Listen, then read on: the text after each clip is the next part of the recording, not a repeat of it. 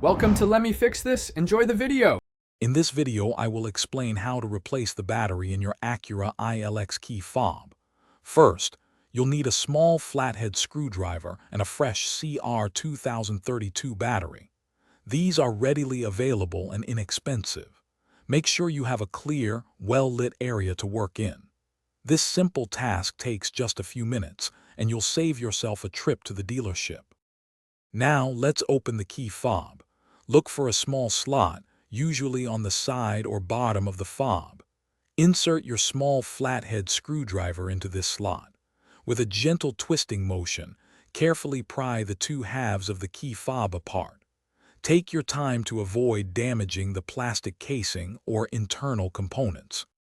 Once the fob is open, you'll see the old CR 2032 battery. Before removing it, take a quick mental note of its orientation, specifically which side is facing up. Gently pry out the old battery. Now, take your new CR 2032 battery and insert it into the compartment, ensuring the positive side, usually marked with a plus sign, is facing upward. With the new battery in place, it's time to reassemble your key fob. Carefully align the two halves of the casing. Press them firmly together until you hear a satisfying click, indicating they are securely fastened. Finally, test all the buttons on your key fob to confirm that it's working perfectly. You've successfully replaced your battery. Thanks for watching. If you found this helpful, don't forget to like and subscribe.